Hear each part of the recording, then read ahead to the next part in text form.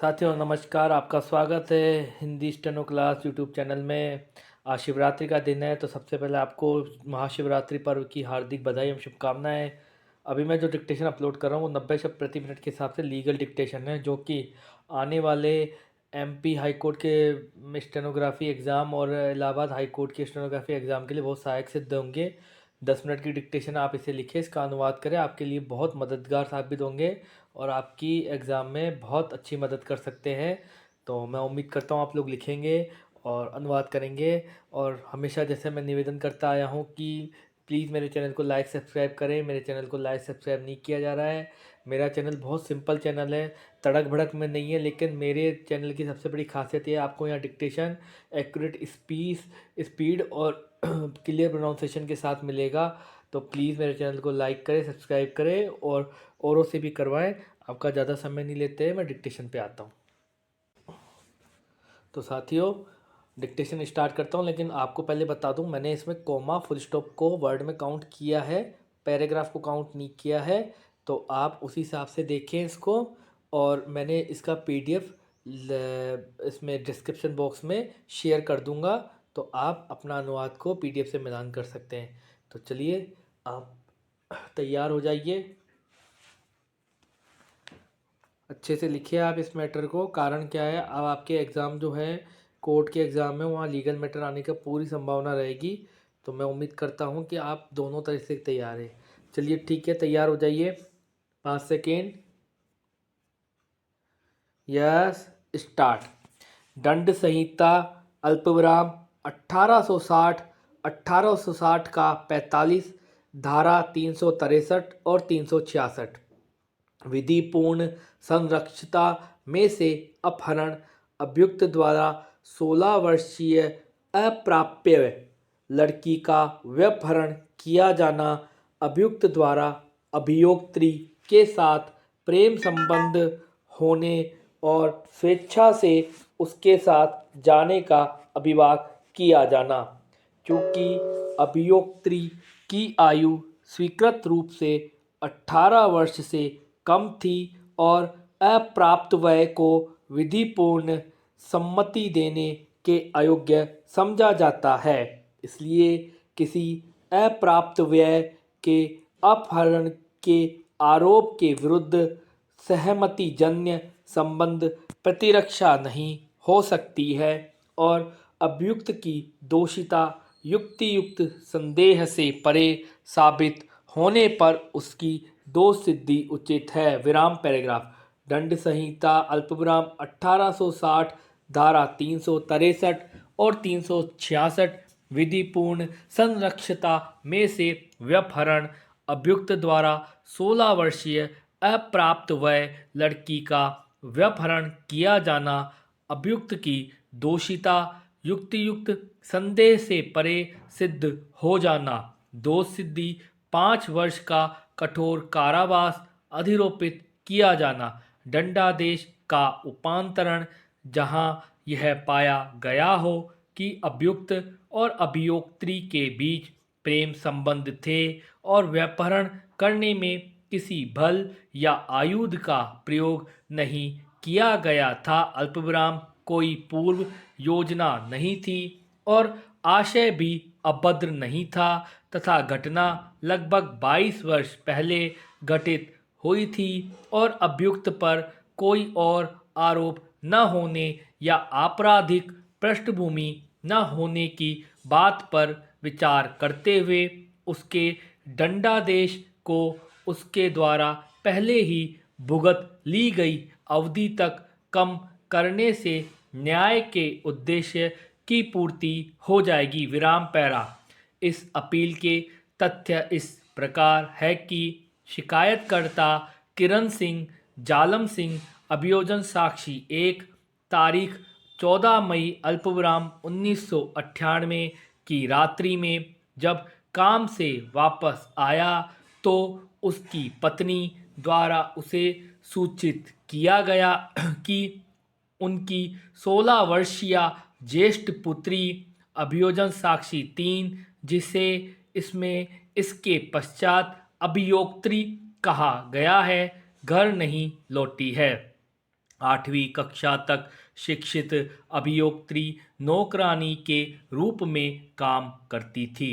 प्रत्येक दोपहर और सायंकाल में कुछ घंटे साफ सफाई और झाड़ू पोछे का काम करती थी। विराम।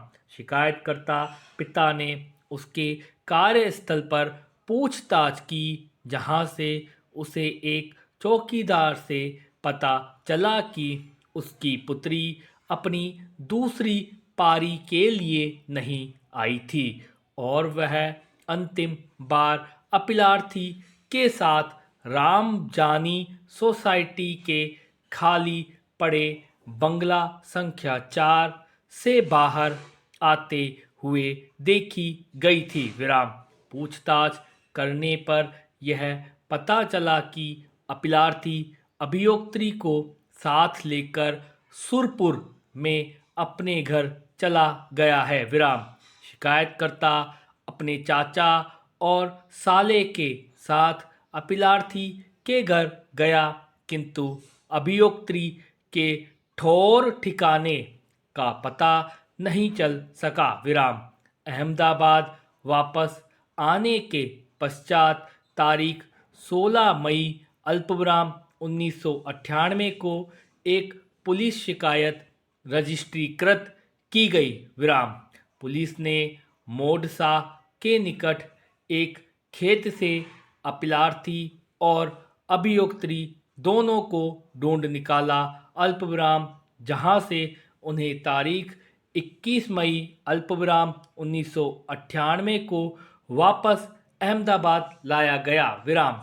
चिकित्सीय परीक्षण और उसके वस्त्रों के अभिग्रहण के पश्चात अभियोक्त्री अपने परिवार के पास आ गई। विराम। अपीलार्थी ने तारीख 1 नवंबर अल्पविराम 2002 को दंड प्रक्रिया संहिता की धारा 313 के अधीन कथन लेखबद्ध करने के प्रक्रम पर अपनी आयु 23 वर्ष बताई और निर्दोष होने का दावा किया। विराम। प्रतिरक्षा पक्ष की ओर से नियुक्त विधिक सहायता के काउंसिल ने अभियोजन पक्ष के आरोपों और पारिणामिक निष्कर्षों का खंडन किया। विराम। एक समानांतर वृत्तांत प्रस्तुत किया गया जिसमें यह कहा गया कि अपीलार्थी और अभियोक्त्री दोनों का अभिकथित रूप से प्यार था और घटना की तारीख के बहुत पहले से सहमतिजन्य शारीरिक संबंध थे। विराम। यह दावा किया गया कि अभियोक्त्री एकमात्र रूप से और पूर्णतः अपनी मर्जी से भागी थी तथा अपीलार्थी की ओर से किसी बहकावे के बिना उससे विवाह करना चाहती थी। विराम।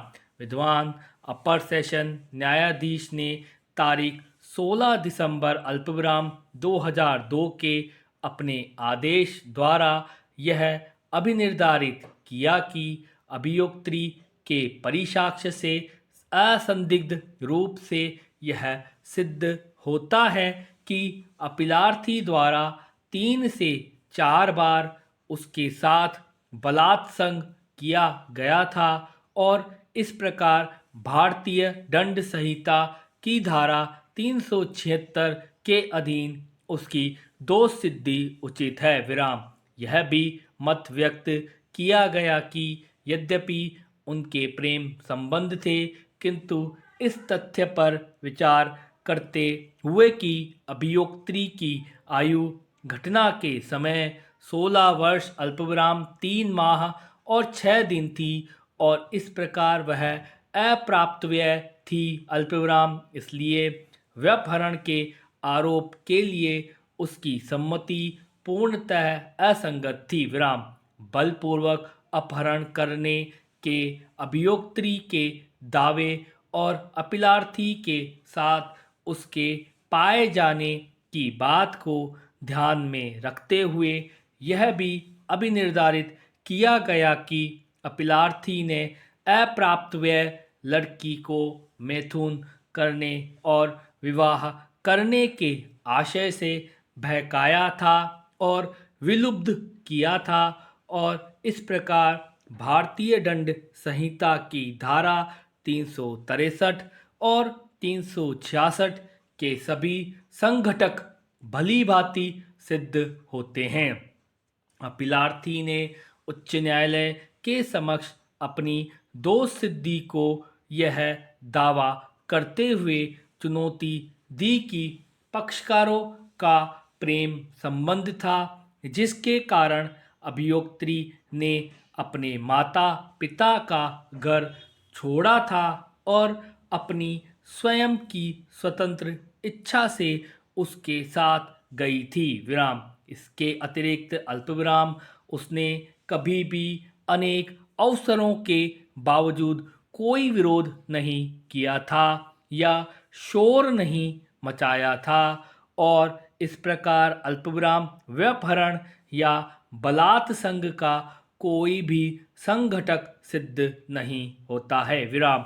उच्च न्यायालय ने अपीलाधीन अपने आदेश में यह मत व्यक्त किया कि अभियोक्त्री के अभियुक्त के साथ प्रेम संबंध होने की बात को किसी संदेह के बिना सिद्ध किया गया है और साथ ही साथ यह तथ्य भी है कि वे अक्सर मिलते रहते थे। Stop dictation stop.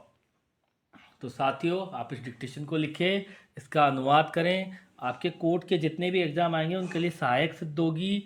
और मेरा आपसे यह भी निवेदन है कि आप लीगल मैटर के साथ साथ जनरल मैटर की भी तैयारी रखें, क्योंकि मैं आपको एक बार फिर कहने वाला हूं कि अब शॉर्टहैंड के प्रारूप में बहुत परिवर्तन आ गया है। जो पहले प्रचलन चलता था उससे डिफरेंट आने लग गया है। अभी भी कई जगह ऐसा हुआ है कोर्टों में कि जहां हमेशा लीगल मैटर आता था वहां उन्होंने जनरल मैटर लिखा दिया, या जहां जनरल मैटर लिखाते थे वहां लीगल मैटर लिखा दिया है। तो आप दोनों तरह के मैटर की तैयारी करें। मैंने आपकी सहायता के लिए दोनों प्रकार के मैटर अपलोड करता आया हूं, करता हूं और करता रहूँगा। तो प्लीज़ आप मेरे चैनल को ज़्यादा से ज़्यादा लाइक और सब्सक्राइब करें ताकि आप उसका लाभ उठा सकें। तो चलिए आज के लिए इतना ही। आप इसे करें, अगले डिक्टेशन में मिलते हैं। तब तक के लिए नमस्कार।